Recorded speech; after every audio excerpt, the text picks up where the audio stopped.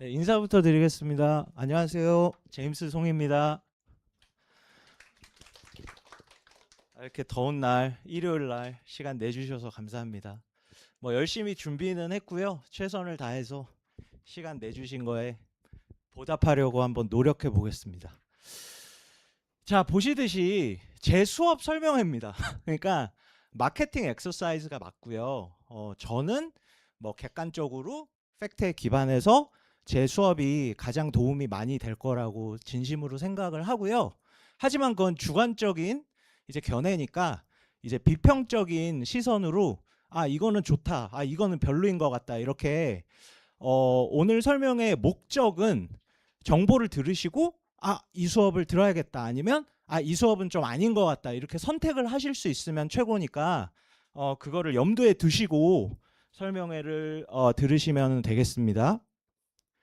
자, 그래서 뭐 예의라 생각해서 간단하게 제 소개하면은요. 수시 면접한 지는 올해가 15년 차고요. 그리고 이중 언어자 호소인이고 그러니까 학생들이 와서 제 수업을 듣고 이중 언어자가 맞구나 좀 컨펌을 해주거나, 또 제 유튜브 채널이 의도적으로 우리말 채널, 영어 유튜브 채널이 따로 있습니다. 그래서 영어 유튜브 채널은 JS 쇼고요. 우리말 유튜브 채널은 저렇게 돼 있으니까 한번 각각 보시고 이중 인격자래, 이중 언어자 맞는지 조금 컨펌을 해주시면 좋을 것 같습니다. 그래서 제가 초등학교 졸업하고 중학교 1학년 나이에 집이 이민을 갔어요. 그래서 쭉 17년 정도 외국에서 살았고요. 사회생활까지 하고 돌아왔고, 그래서 대입 수시 면접 수업을 하면서 SAT, APIB 뭐 요런 과목들을 지난 15년간 쭉 강의를 해왔습니다. 그래서 공부는 호주에서 금융학 전공이고요. 6년 정도 JP 모건이랑 로이터스에서 일하고 한국에 돌아와서는 강사 생활을 하고 있습니다. 자, 우리가 들어가려는 대학이고요. 자, 그래서 입시 정보 시작하겠습니다. 그래서 입시 변화는, 그러니까 올해 이 설명에 오신 제가 수업하는 화루, 인문통합, 국제형, 국제인재, 국내고 UD 이 지원자들은 두 가지만 알면 됩니다. 다른 거는 전혀 상관이 없습니다, 우리랑. 첫 번째, 국제형 1단계 통과 배수가 4배, 아무데나 앉아주세요. 4배수에서 5배수로 늘었습니다. 4배수에서 5배수로 늘었어요. 1차 통과자가. 그 다음에 두 번째, 특기자 전형 국제인재가 국내고 UD 100% UD 영어 면접 시험의 전형 이름이었는데 간판만 학생부 종합 국제인재 이렇게 바뀌었습니다. 내용은 전혀 바뀐 게 없고 지난 10년 동안 이미 학생부 종합 국제인재였습니다. 왜냐하면 외부 스펙을 받지 않은 지가 상당히 오래됐습니다. 그러면 이제 약간 아이스 브레이킹으로 산수 한번 해볼까요? 참여하는 설명에. 아무데나 앉으시면 됩니다. 자, 그래서 작년에 국제형이 기회였고 작년 지나갔죠. 올해 5배수로 늘었어요. 왜 그렇게 됐는지 객관적으로 연세대 설명회에서 직접 다 공개한 데이터를 사용을 해서 우리가 응용을 해서 이해를 한번 해보겠습니다. 작년에 어떤 일이 벌어졌냐면요. 연세대인데, 자, 요게 이제 아시아학 전공이고 하스고 IS입니다.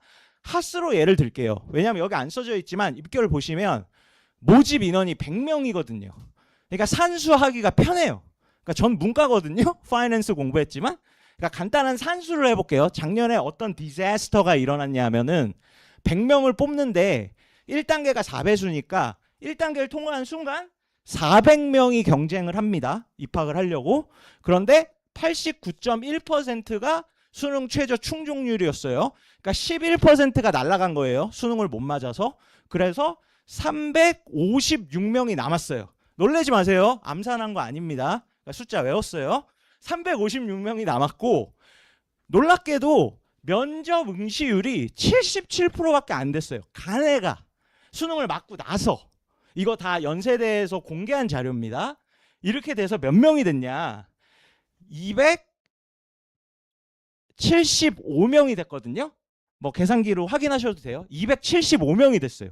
자, 그러면 무슨 소리냐면 1차를 합격한 후에 연세대가 빵꾸가 난 거예요. 다 못 채웠어요. 취업을 막 뿌리는데 등록을 안 해.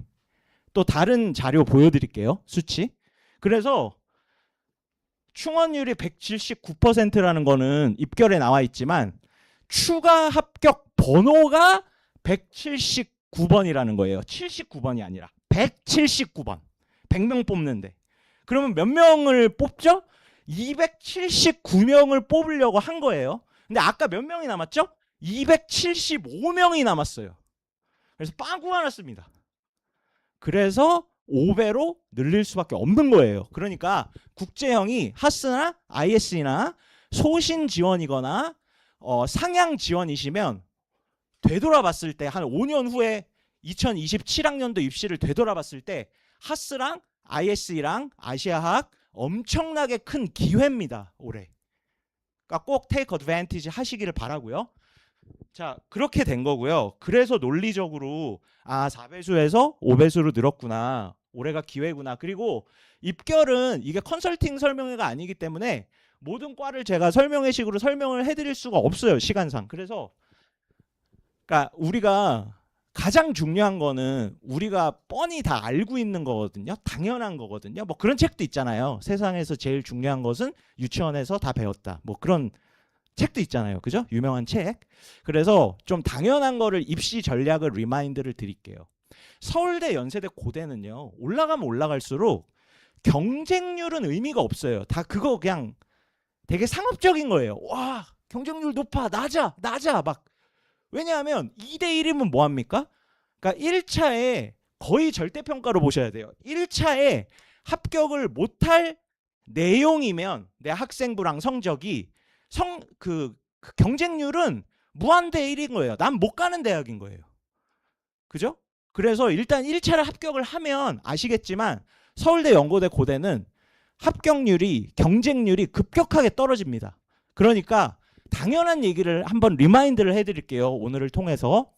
연세대가 진짜 중요한 거는 1차를 합격을 할 수 있는 성적을 가지고 있는지를 면밀하게 최선을 다해서 분석해서 적극적으로 어그레시브하게 지원을 하셔야 돼요. 만약에 1차를 합격할 확률이 꽤 있는 학생이라면. 왜냐하면 경쟁률이 급격하게 떨어지거든요. 그거는 이제 하스는 빵꾸가 나버렸고 우리가 생각하는 화루도 마찬가지예요. 플래그십 학과입니다. 이상한 귀염둥이 학과 아니에요. 경영학과. 한번 보시죠. 의미가 없어요. 1차를 통과한 순간 4대1로 싸우는 거고 1차를 통과하지 못한 순간 경쟁률은 무한대1이에요. 38명을 모집했거든요.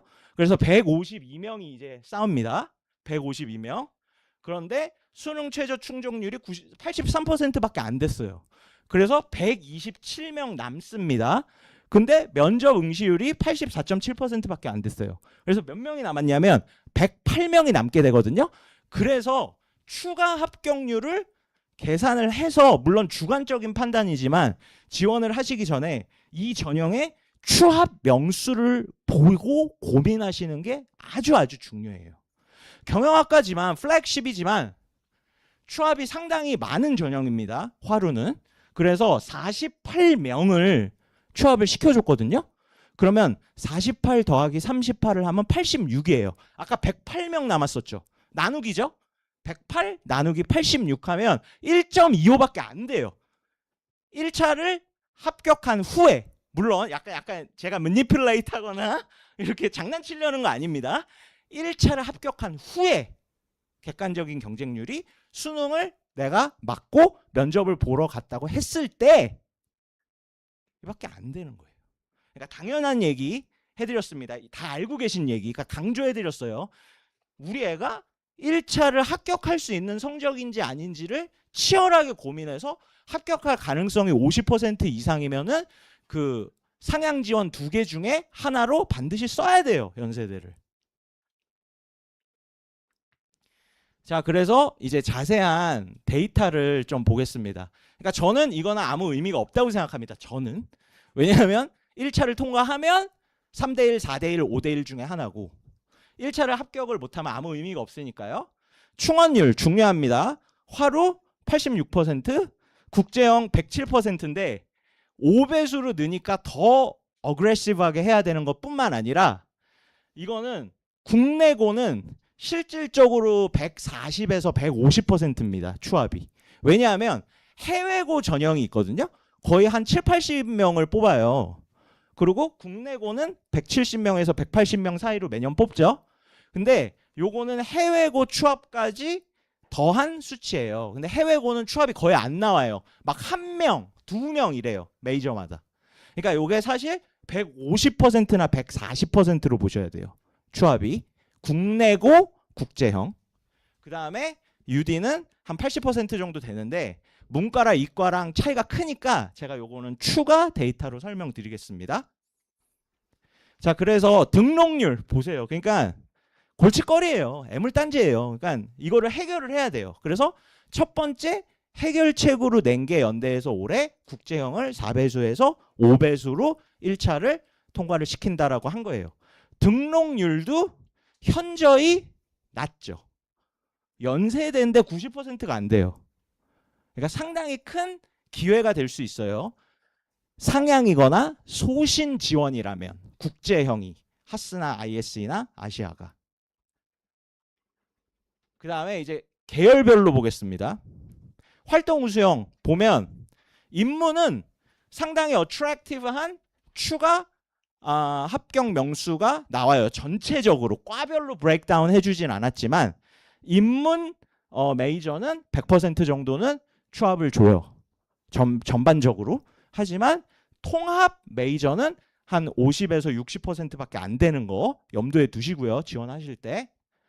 그 다음에 수능 최저는 뭐 이건 동기부여 차원에서 다 아시는 거고 수능 최저 맞춰야 된다. 수능 최저 못 맞추는 순간 떨어진다. 그 다음에 응시 현황 면접 흥미롭게도 이거는 이제 수능을 맞춘 후에 수치거든요. 그런데도 뭐 85%밖에 안 되니까 저랑 공부를 해서 면접고사를 잘 보면 유의미한 플러스 요인이 분명히 되겠죠. 근데 면접에 참석만 해도 15%는 제끼는 겁니다. 자, 이제 국제형입니다. 말씀드렸죠. 요거 이제 국내고만 한 거예요. 해외고는 참석자 분도 없을 뿐더러 추합이 없어요. 해외고는. 뭐 그냥 운이에요. 뭐 1명, 2명, 4명, 3명, 빵명 이래요. 해외고는. 그래서 국내고만 보면 120, 142, 179 이렇게 됐고 조금 보수적으로 보시면 제가 통계를 이렇게 매니플레이트 하고 싶진 않으니까 재작년이 작년보단 좀 훨씬 추합이 좀 적긴 했죠. 그래서 100, 100, 130 그러니까 작년이랑 재작년을 포함하면 한 130에서 140 정도 추합이 돈다. 계열별로. 특히 하스가 많이 돈다. 이렇게 보시면 될 것 같아요. 그 다음에 뭐 요건 동기부여 차원에서 수능만 맞춰도 10%는 제끼는 거고 아시아 보실래요? 수능만 맞춰도 27%는 제끼는 거예요. 어마어마하죠. 오케이? ISE는 한 13% 정도. 그래서 전체적으로 국제형은 수능만 맞히시면 15%는 제끼게 됩니다. 자, 면접 응시도 생각보다 낮죠. 그죠? 이 수치를 우리가 해도 90%가 안 돼요. 세 전형 다. 그러니까 면접을 저랑 같이 공부를 해서 참석하는 것뿐만 아니라 좋은 실력까지 쌓는다면 이 정도의 응시 현황이기 때문에 상당히 유의미한 플러스 요인을 만들어낼 수 있을 거예요. 분명히. 자, 그래서 국제 이제 UD입니다. 그러니까 특기자. 그러니까 국내고 졸업인데 영어 면접 시험 100% 봐서 UD 들어가고 싶은 학생들. 자, UD는 먼저 말씀드릴 게 수능 최저가 없죠. 그리고 의미가 없는지 거의 100%거나 되게 높았는지 수능 전에 시험을 보잖아요. UD는. 그래서 그런 것 같습니다. 연세대에서 면접 응시 퍼센테이지를 공개를 안 했어요. 그러니까 제가 뭐 추적하거나 뭐 이렇게 대충 어시움해서 말씀드리진 않을게요. 그 데이터는 존재하지 않고요. 제 생각에는 거의 100%인 것 같아요.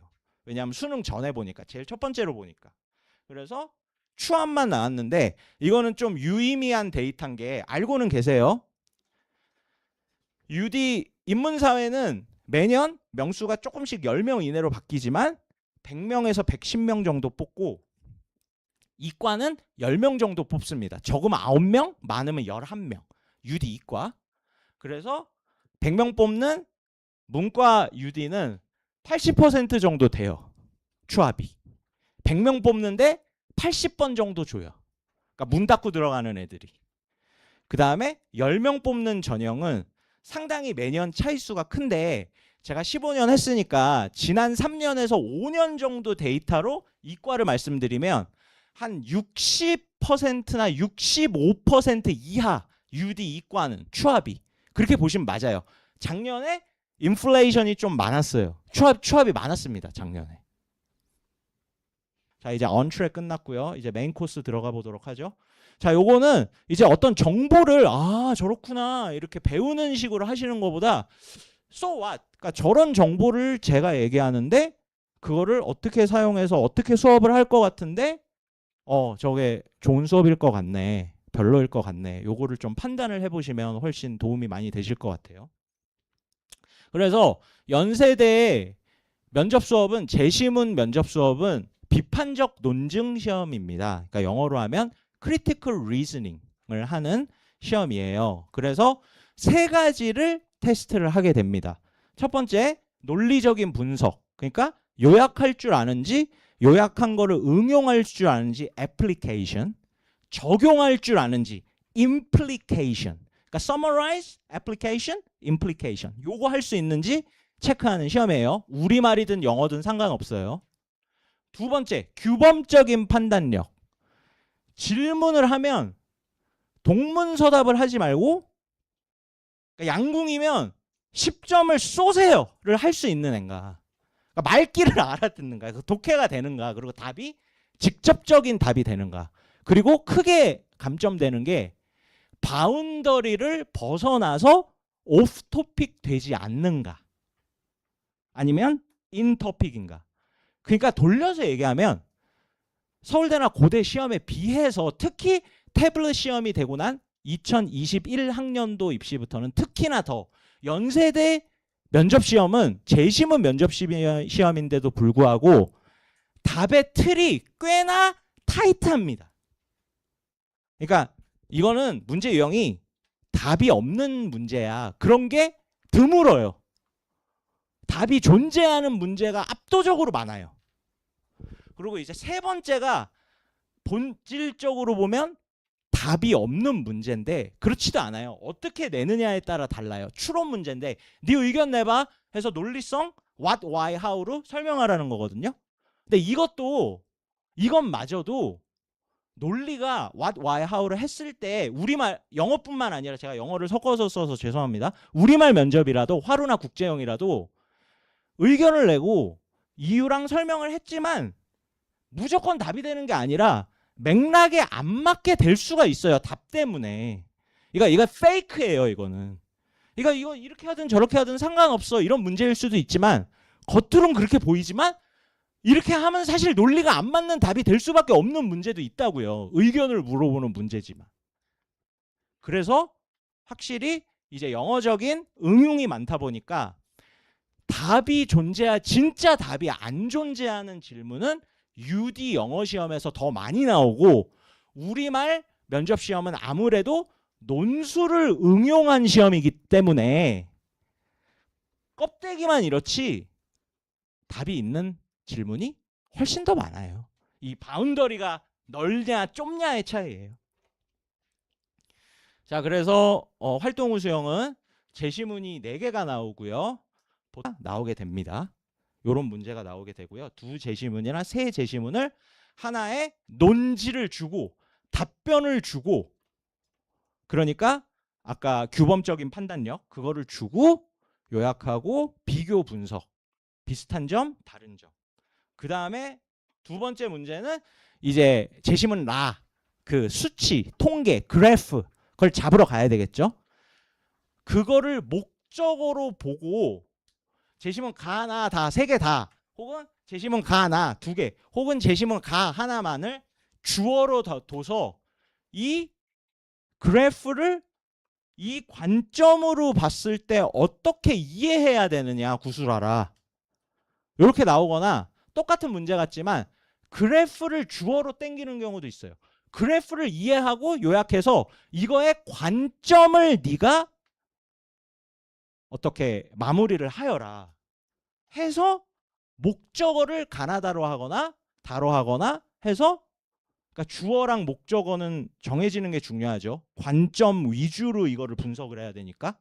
그러니까 사실 그거는 두 개의 다른 문제 유형이 됩니다. 요렇게 두 문제가 나오고요. 그런데 트렌드가 바뀌고 있어요. 그러니까 2022학년도 시험부터만 사실 보면 되거든요. 그 전에는, 그러니까 2021학년도가 태블릿 시험 첫 해인데 문제를 냈는데 그거를 다 버리고 유형이 완전히 바뀌었어요. 2022학년도부터. 그래서 지금까지 쭉 오고 있는데 그래프랑 숫자 반영이 작년이랑 재작년에 2024, 2023, 2022보다는 조금 약해지고 있는 트렌드니까 제 수업에서는 두 개를 다 다뤄요. 무슨 소리냐면 재심은 네 개를 다 이론으로만도 우리가 준비를 하고, 네 번째 재심문에 그래프가 되게 빡세게 나오는 것도 대비를 합니다. 다 합니다. 그 다음에 국제형인데요. 국제형도 똑같았어요. 차이가 아예 없었어요. 근데 2024학년도부터, 그러니까 3년 연속이죠. 그러니까 트렌드가 완전히 굳어진 거예요. 국제형은. 그러니까 2024학년도부터 재심문이 3개로 줄고 4개에서 그래프가 안 나오기 시작했어요. 아예. 국제형은. 재심문이 3개고. 그래서 저는 7대 3으로 재심문 3개면서 그래프가 없는 문제랑 재심은 4개면서 그래프가 있는 문제를 둘 다 훈련을 올해까지는 시킵니다. 제가 불안해서.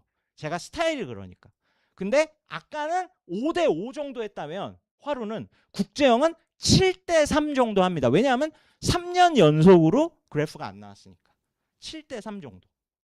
그래서 문제 유형은 이제 재심문이 3개니까요. 똑같아요. 아까 4개였잖아요. 그러니까 3개니까 2개나 3개를 분석해서 비교대조. 3개를 비교대조, 2개를 비교대조. 이게 1번이고 그래프가 안 나오니까, 근데 그래프가 나오는 경우에는 그래프를 기반으로 해서 가와 나를 설명하거나 가와 나를 기반으로 해서 그래프를 이거 잘 이해해야 돼요. 학생들이. 사실 되게 헷갈려요. 같은 문제로 헷갈릴 수 있어요. 근데 그래프를 주어로 두느냐 목적어로 두느냐는 답이 완전히 달라지거든요. 주어 위주로 문장을 우리가 만들어 나가야 되기 때문에. 그러니까 제시문 3개고 마지막 제시문에 그래프 안 나올 수 있고 그것만 다릅니다. 그래서 조금 과장이 아니라 솔직하게 말씀을 드리면 저는 이제 화루랑 국제형을 같이 한다 그랬잖아요. 한 수업으로. 근데 제가 이걸 일부러 한 거예요. 제가 얼마나 디테일하고 치밀하냐 하면 자랑 같지만 2, 3년 전에 다시 이제 세정학원에서 UD를 돌릴 때 저는 이제 언어만 바꿔서 숙제만 바꿔주면 되니까 국제형이랑 UD를 한 수업으로 묶어서 UIC다 이렇게 하는 게 저는 더 편해요. 근데 저는 그렇게 하지 않았거든요. 양심상. 왜냐하면 문제 유형이 달라요. 이게 시너지가 나지 않아요. UD는 UD대로 따로 해야 되고요. 하스는 하스대로 따로 해야 돼요. 근데 좀 알아주셨으면 해서 말씀을 드리면, 물론 설득이지만 보셨듯이 화루랑 국제형은 같이 하는 게 더 시너지가 나요. 일부러라도 이렇게 해야 돼요. 그러니까 수업에 한번 오면 화루 제시문 하나, 국제형 제시문 하나 이렇게 시험 세트를 2개로 공부를 하거든요. 그러니까 이게 상호적으로 더 발전이 될 수 있는 수업 스타일이라서 제가 두 전형을 일부러 한 수업으로 묶었다는 거 뭐 좀 개인적으로 알아주셨으면 좋겠습니다. 그래서 요거 마찬가지예요. 그냥 되게 자유롭고 프리하죠. 되게 다른 문제 유형 같죠. 결국에는 그 논리적인 분석, 규범적인 판단력, 도덕적인 추론 문제 유형인데 영어로 나왔을 뿐이고, 아무래도 영어 시험에 서울대나 고려대 follow-up question 같은 해결책을 대봐라라든지 진짜 자기 의견이 있죠. 이런 문제가 아까 설명드렸던 이유에 기반해서 UD 시험에서 조금 더 나올 가능성이 높은 건 사실이에요. 우리말 면접보다. 자, 그래서 요거는 이제 기출 문제를 띄워서 하나씩 볼 필요는 없을 것 같아서 지금 보셔도 되고, 이제 끝나고 나서 설명회 끝나고 나서 돌아가시거나 돌아가셔서 댁에 가셔서 아, 뭐 이런 게 나왔구나가 도움이 되시면 기출 토픽이랑 키워드를 한번 훑어보시고요. 전형별로. 그래서 이거를 왜 넣느냐, 제가 하나씩 설명을 안 할 건데 약간 이렇게 말을 하는 사람들이 있어요. 근데 그렇게 말하면 약간 어떤 건 저렇게 말하면 안 되는데 이런 게 있을 수 있잖아요. 제 주관이 있으니까 다르니까 의견이. 근데 약간 설명을 할 때 뭐 국제형 시험은 토픽이 이 레인지에서 나오고요. 화루 시험은 토픽이 이 레인지에서 나오고요. UD니까 인터내셔널이니까 토픽이 이런 위주로 나와요라고 말을 하는 사람들이 있더라고요. 그런데 제 분석에 의하면 이거는 의도적인 거짓말이거나 사실이 아니에요. 그냥 인문사회에서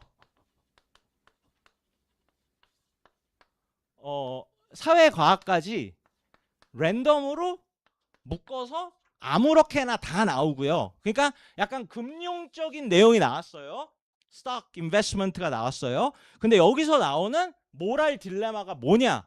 아니면 그러니까 여기서 끝나는 게 아니라 섞어서 이 은행들을 베일아웃 해주는 게 도덕적으로 뭐가 문제냐? 어떤 게 어쩔 수 없냐? 이렇게 사회과학이랑 인문사회까지 끝에서 끝까지 랜덤으로 섞어서 다 나와요. UD든 국제형이든 화루든. 그리고 이제 자유롭게 지네 마음대로 과학 내용이 나오는 지문 그 대신 계산할 필요는 없으니까 언제든지 나올 수 있어요. 그러니까 이렇게 접근해야 돼서 제가 이거를 넣어드리는 거예요. 한번 확인해 보시라고. 댁에 가셔서 진짜 랜덤이네. 이거 뭐 국제형이라고 AI고 뭐 이런 거 아니네. 한번 확인해 보시라고. 넣어드렸습니다.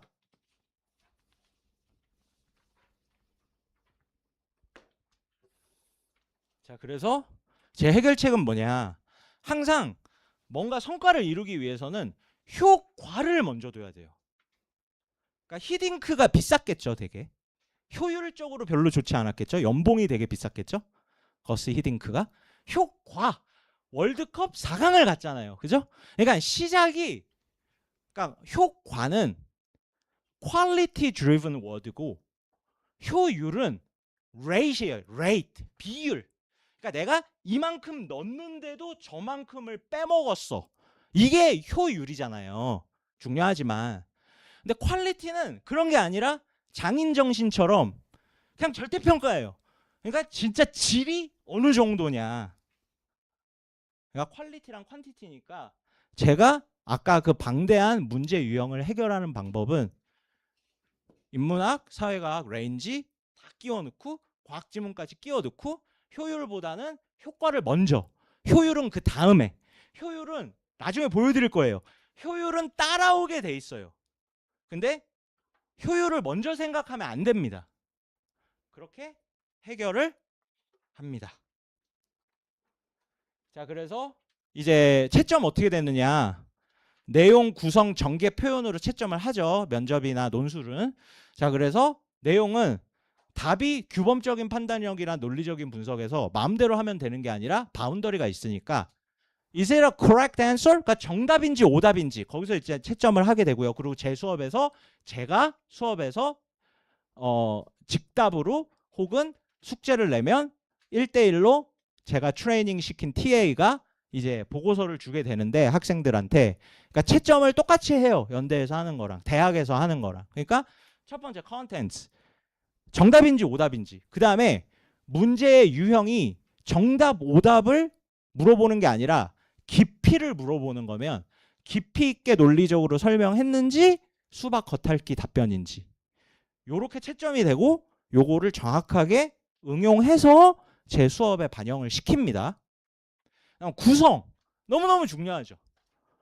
그러니까 내용이 fundamental 본질적인 답변의 퀄리티라면 구성은 기술적인 테크니컬한 답변의 퀄리티예요. 그러니까 어떤 모양으로 나왔냐 답이 한 단어로 하면 두 갈씩 한 문장으로 하면 what, why, how 이렇게 하면 해결이 됩니다. 근데 이게 되게 어려워요. 그러니까 이게 쉬우면 모든 사람들이 말을 잘하고 글을 잘 쓰겠죠. 근데 뭐 우리가 뭐 정치 디베이트를 봐도 그렇고 사회에서 살면 한국말이든 영어든 what, why, how로 말을 못하는 사람이 오히려 대부분이잖아요. 그러니까 이게 14주 동안 13주 동안 계속 훈련을 시키는 거예요. 매주 완전 달인이 되게 말 잘하는. 그러니까 스티브 잡스나 버락 오바마나 이런 사람은 한번 분석을 해보세요. 유튜브 비디오 보시면서 기가 막히게 억지로 하는 것 같이 what, why, how로만 말해요. 그리고 한국에서 이름은 거론하고 싶지 않지만 소위 저 사람이 말은 진짜 잘해. 그런 한 3-4분의 말하는 거를 보시면 그냥 무조건 what, why, how로 되게 돼 있어요. 모든 남을 설득시키려고 하는 주장은. 그래서 이렇게 훈련을 시키고요. 그러니까 이건 뭐냐면은 구조는 머리에서 생각을 할 때 역삼각형으로 하라는 거예요. what 해서 컨클루션을 맨 윗 문장에 해버려. 결론을. 한 문장만 해도 나는 점수를 받을 수 있게 해버려. 끝장을 내버려. 첫 번째 두 갈씩. 그 다음에 조금 더 자세히 후벼 파. 역삼각형 후벼 파. 그러면 이유를 대야 돼. 연결되는. 좀 더 후벼 파. 연결을 해. 설명을 해야 돼. 예시를 들어야 돼. 말의 양은 삼각형으로 생각하라는 거죠. 일단 때려. 일단 최종 결론을 한 문장으로 확 박아버려. 딱. 끝. 요것만 해도 나는 패스야. 한 문장만 답변했는데. 그런 거를 말을 해. 그 다음에 이거에 부연되는 이유를 대면 말의 양이 조금 더 길어지겠죠. 자연스럽게. 그 다음에 수단은 한 번에 떠는 거예요. 위에서부터 떠는 게 아니라 즉답, 이유, 모든 설명과 예문은 한 방에. 블라블라블라블라. 그러니까 악마든 뭐 천사든 디테일에 있다. how. 요렇게 훈련을 시킵니다. 그래서 이제 전개는 구성이 완벽하면 틀릴 수가 없고요. 왜냐하면 논리 전개는 어떤 같은 내용을 얘기할 때 이 다음 문장이 이 전 문장보다 자세하게, 이 다다음 문장이 다음 문장보다 자세하게 톱니바퀴 돌듯이 더 자세히 문단 끝. 요게 논리 전개고, 논지 전개는 더 자세히는 했는데 그 문단에 메인 아이디어가 있는데 막 얘기를 하다가 밖으로 나갔다가 들어오는 애도 있고 막 자세하게 얘기를 하다가 딴소리를 하는 애들이 있죠. 그러면 논지 전개가 깨진 거예요. off topic. 그러니까 what, why, how를 완벽하게 하면 이게 잘못될 수가 없습니다. 그다음 표현력 두 가지입니다. 내용과 구성을 뺀 모든 거를 잡아줘요. 최선을 다해서. 태도, 목소리 크기, 목소리 속도, 모든 거를. 이게 참 무서운 게 교수님들이 논술 시험이랑 면접 시험을 보는 이유가 나쁘게 얘기하는 게 아니라 객관적으로 평생 공부만 하시고 글을 쓰시는 분들이니까 내가 얘 글을 보면 내용도 이해하지만 얘가 어떤 애인지 난 알 수 있어. 이런 자부심이 있으시거든요. 그렇잖아요. 그러니까 논술 시험이랑 면접 시험이 존재하는 거거든요. 그러니까 말을 할 때 표현력이 중요해요.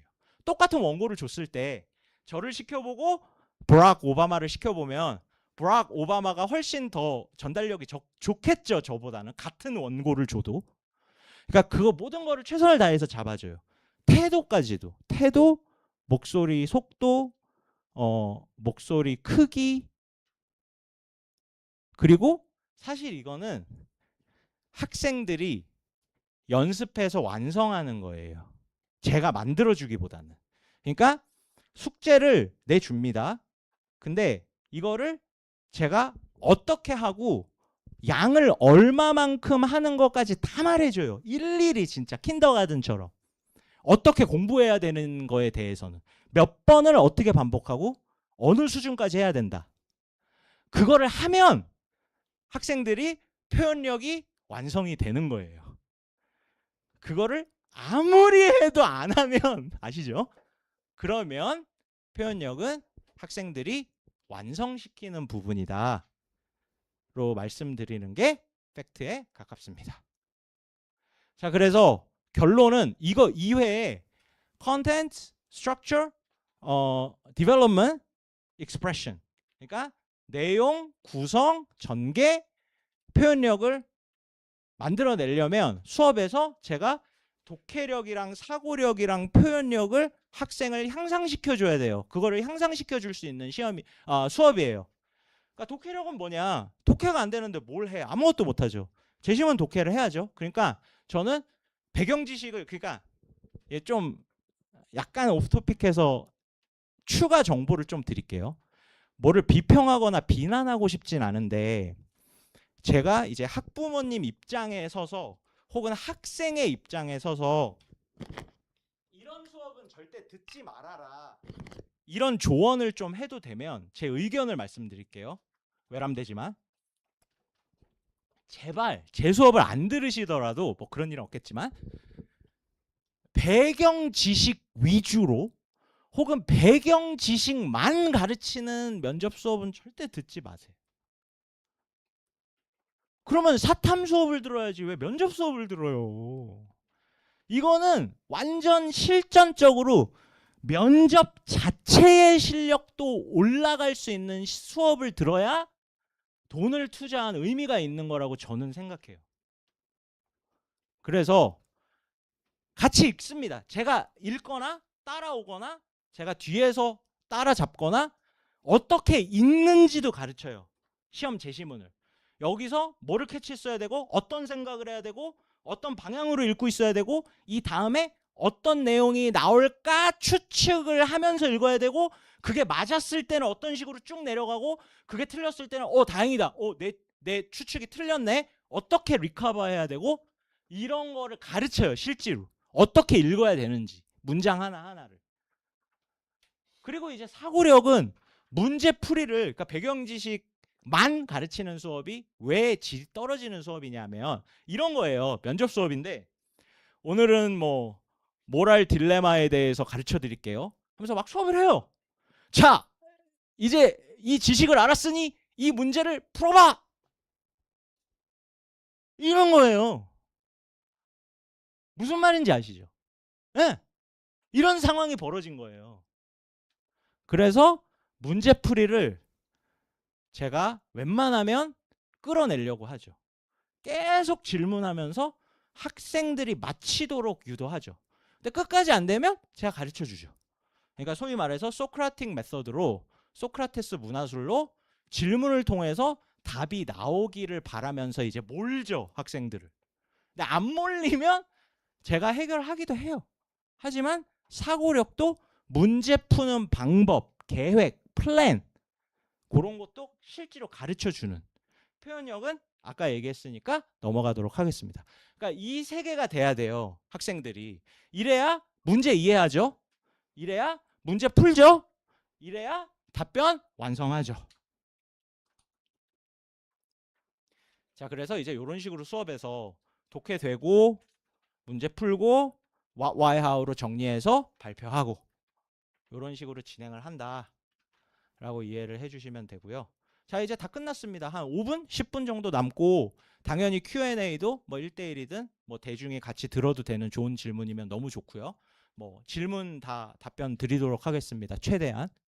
자, 그래서 뭐 5분, 10분만 주세요. 집중해 주세요. 거의 다 끝났습니다. 자, 그래서 스케줄은 통합반으로 일부러라도 진행을 하고요. 그래서 토요일 날 1시 반부터 4시 반까지 학종에 지원하거나 학생부 종합, 학종 국제형에 지원을 하거나 학종 인문 통합 전공인 화루 계열에 지원을 하는 학생이면 토요일 1시 반부터 4시 반까지 3시간짜리 수업을 듣게 되고요. 13주 동안 프로그램으로 진행이 되는데 수능 최저를 맞춰야 되니 제가 2개로 쪼갰어요. 2개로 쪼갰습니다. 그래서 구모 때는 좀 스트레스를 주고 싶지 않아서 구모 전주에 1주 휴강을 합니다. 그래서 6주 프로그램, 1주 쉬고 7주 프로그램. 그러니까 제일 좋은 거는 이렇게 13주를 들으면 제가 보장할 수 있는 거는 적어도 학생이 나는 준비는 됐어. 가서 그냥 시험 보면 돼. 요렇게는 만들어줘요. 제가 외람되지만 제 생각에는 13주를 들으시면.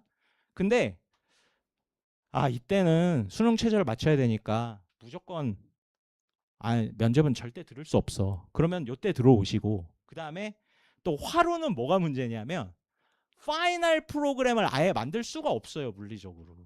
왜냐하면 수능 시험이 11월 19일이거든요. 근데 화로 시험이 21일이에요. 그러니까 이틀 후에 시험이거든요. 그러니까 몇 주가 되셨든 현실은 준비는 하셔야 돼요. 어떤 방식으로든 어떤 길이든. 왜냐하면 하루밖에 파이널 수업을 할 수가 없거든요.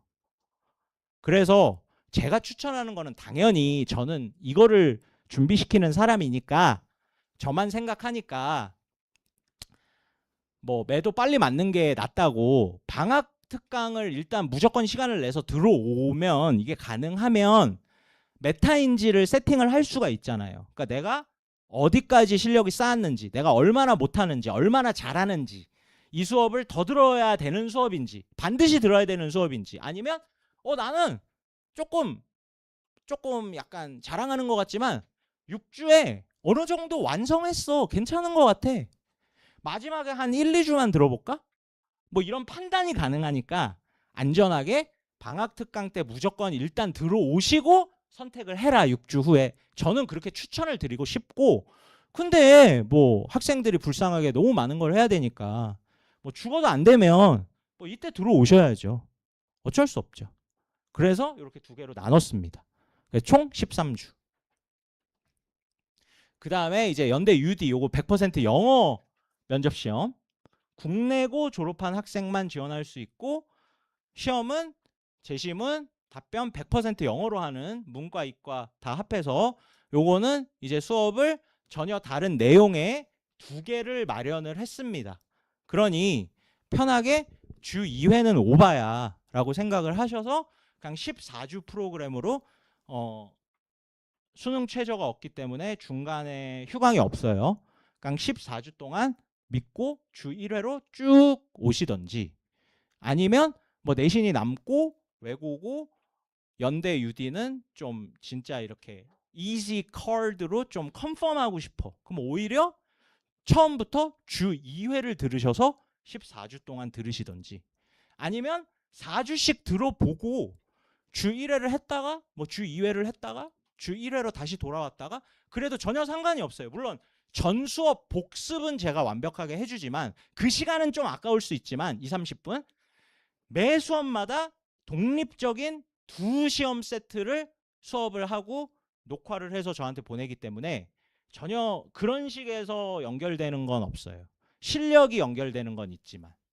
그래서 그렇게 주 1회로 가시든 주 2회로 가시든 왔다 갔다 하시든 결정을 하시면 되고, 주 2회로 하시면 56세트를 학습을 하고 시험장에 들어가게 되고요.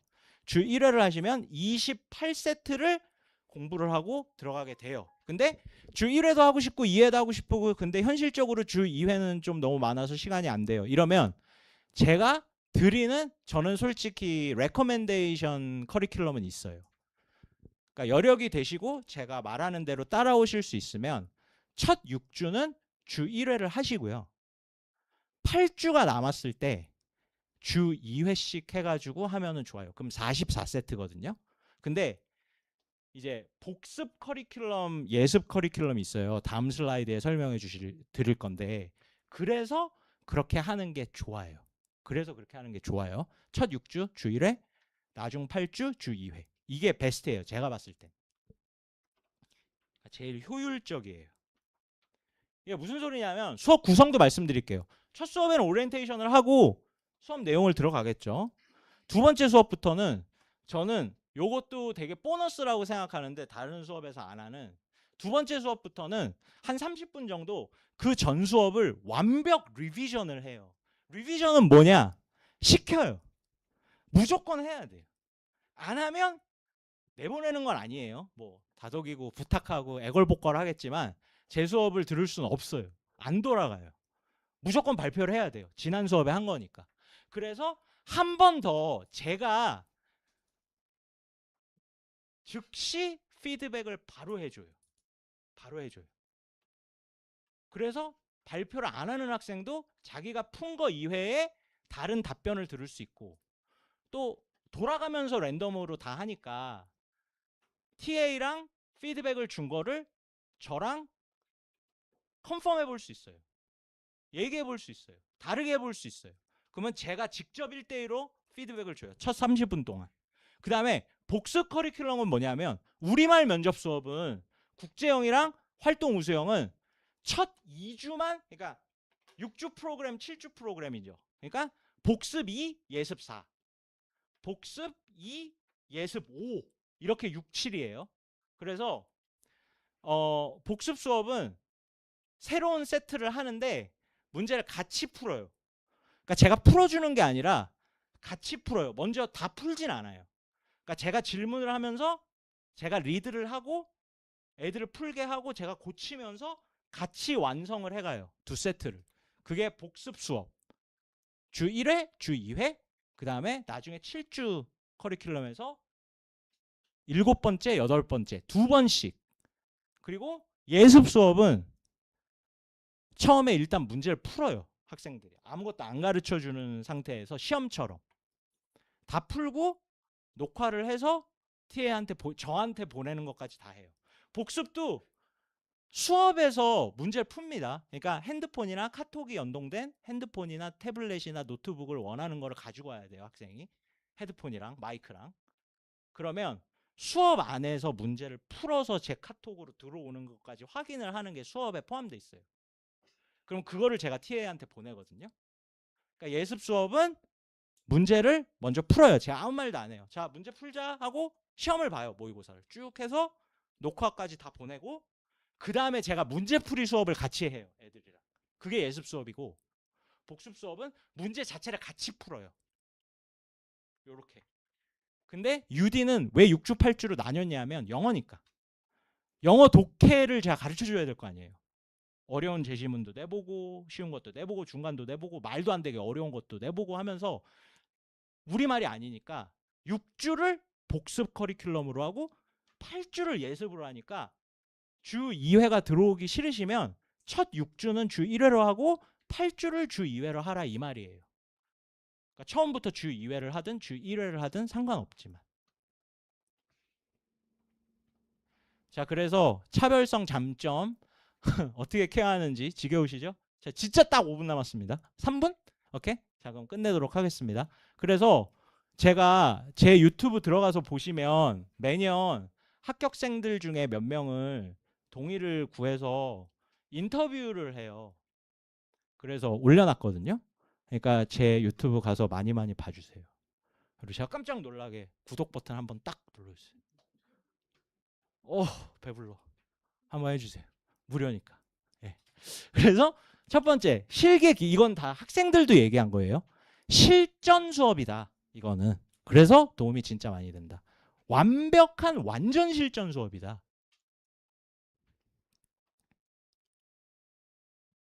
두 번째, 이거 모순됩니다. 비판적인 사고로 날카롭게 평가해 주세요. 제 생각에는 1대1 수업과 그룹 수업의 장점만 합쳐놓은 수업인 것 같다라고 호소하고 싶어요. 왜?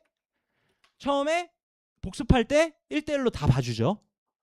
TA가 1대1로 과외하듯이 다 이제 채점해가지고 보고서 형식으로 해서 지면 첨삭으로 영원히 킵할 수 있게 그러니까 이게 그러니까 뭐 다른 사람 이렇게 내려치게 하고 싶진 않은데 실제로 한번 보시면 첨삭을 폼으로만 해주지 이렇게 기록으로 막 컨텐츠, 구성, 연계, 그 표현력 해가지고 코멘트를 다 써서 네가 이렇게 얘기했는데 이게 맞고 이게 틀리고 이 수준으로 첨삭을 해주는 데가 제가 알기로는 많지 않아요.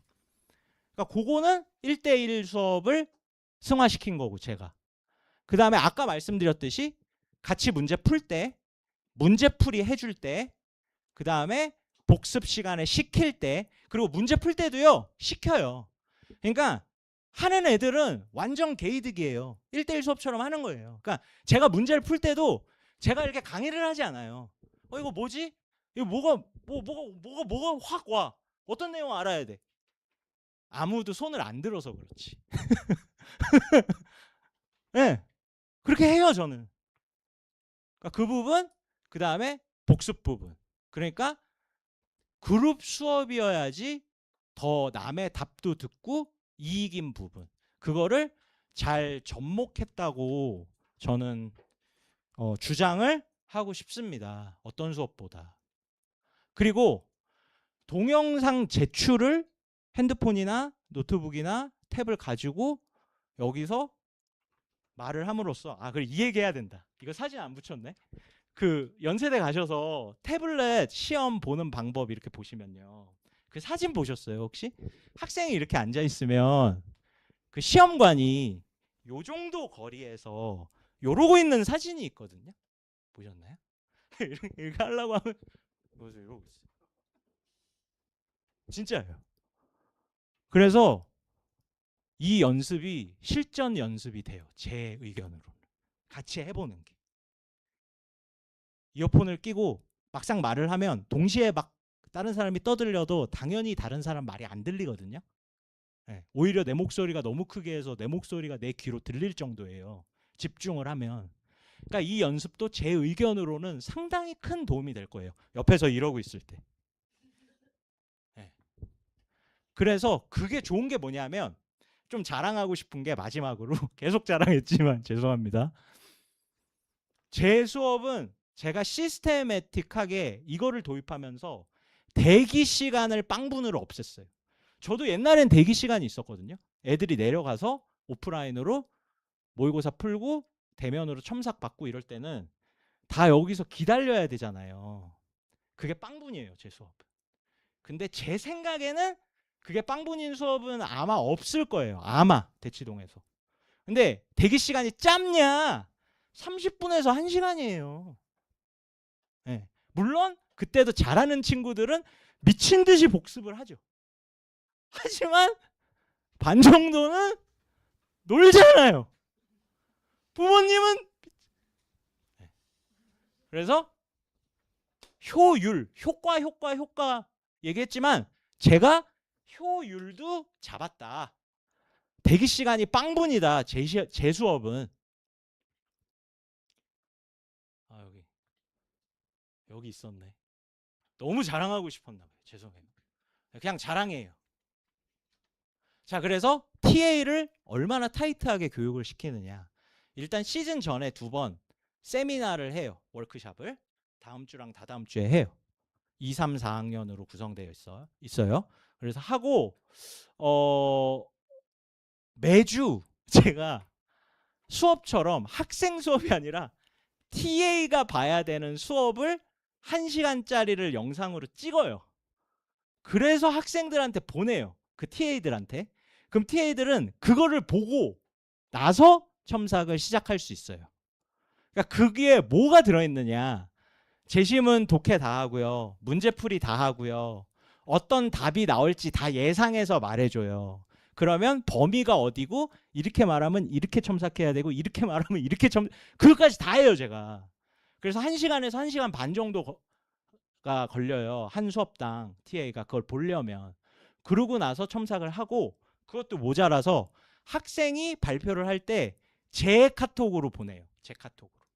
그래서 제가 TA한테 뿌리고 TA가 완성하고 학생들한테 직접 보내지 않아요. 저한테 보내요. 저한테 보내면 그걸 다 제가 보고 오케이면 학생한테 제가 보내요. 제가. 그거를 좀 강조를 드리면서 진짜 수업 중에 첨삭은 제 수업이 가장 퀄리티가 높을 거라고 주장하고 싶고요. 왜냐하면 더 퀄리티를 높이기는 힘들 거라고 저는 개인적으로 자부하거든요. 최선을 다해서 하거든요. 정말. 그래서 당연히 제 수업에 들어오면 제 개인 카톡이랑 번호는 당연히 오픈할 수밖에 없어요. 왜냐면 그렇게 다 커뮤니케이션을 하니까 학생들이. 그리고 또 마지막 첨삭을 제가 보잖아요. 그러니까 학생들 동영상 파일도 제가 보고 매칭되는 TA 첨삭 파일을 제가 검수를 하잖아요. 그러니까 이 학생이 되게 잘했거나 되게 못했거나 목소리가 작거나 태도가 불량하거나 너무 훌륭하거나 하면 바로 제가 전화나 카톡을 해요. 학생한테. 이렇다 저렇다 뭐 이렇게 해보자 저렇게 해보자. 물론 거의 다 좋아합니다. 7, 80%는. 싫어하는 애들도 있어요. 에? 진짜 있어요. 에. 합니다. 그래서 가능하면 1대1 수업과 그룹 수업의 장점만을 제가 실현시켰다는 주장을 제가 부끄럽지 않게 실현시키려고 최선의 노력을 합니다. 그러니까 제가 할 수 있는 거는 저는 다 하겠습니다. 제가 할 수 있는 건 다 하겠습니다. 자, 그래서 마지막 유튜브 라이브입니다. 그러니까 요거는 현강 들으시는 분은 이제 출석을 못 하셔도 해결책이 생겼다. 전혀 상관이 없다. 요렇게만 생각을 해주시면 되고요. 근데 이제 수강료에 첨삭이 당연히 포함이 될 수밖에 없기 때문에 한 수강료이기 때문에 유튜브 라이브로 들으실 거면 현강이 불가능하면 라이브로 학생이 듣는 게 제일 좋고요. 그럼 서로 아무 문제가 없고 첨삭도 제가 다 해줄 거니까 그 수업 중간에 걔가 녹화해가지고 제 카톡으로 보낼 거니까 유튜브 라이브로 봐도. 근데 이제 첨삭이 유튜브 라이브를 BOD로 볼 수밖에 없으면 어디가 아프다든지 그러면 저랑 좀 의논을 해서 그 날 안에 첨삭을 저한테 보내든지 그 다음 날까지는 숙제식으로 해서 저한테 알아서 보내줘야 첨삭은 받을 수 있어요. 근데 그거를 빼고는 이제 결석 문제가 본질적으로 없어졌고요. 유튜브 라이브 파일을 제가 컨트롤하기 때문에 저한테 연락하면 돼요. 선생님 이거 링크 주시고 좀 열어주세요 하면 제가 소통하면 되고, 그리고 뭐 지방에 계시거나 서울에 계셔도 현강을 들으셔도 여러 가지 이유가 있어서 의도적으로 주 2회 듣는데 1회는 아니면 한 번 듣는데 의도적으로 나는 라이브 수업으로 듣고 싶다. 가능합니다. 현강으로 안 오셔도 돼요. 상관없어요. 똑같아요. 근데 이제 와서 발표 못하니까 그건 마이너스죠. 확실히 객관적으로. 네. 근데 시스템상 결석이랑 오프라인으로 수업을 듣는 게 현실적으로 가능해졌다. 자, 그래서 너무 긴 시간 이렇게 집중해 주셔서 너무너무 감사하고요. 퀘스천 앤 앤서 받을 거고요. 저는 여기까지 하겠습니다. 감사합니다.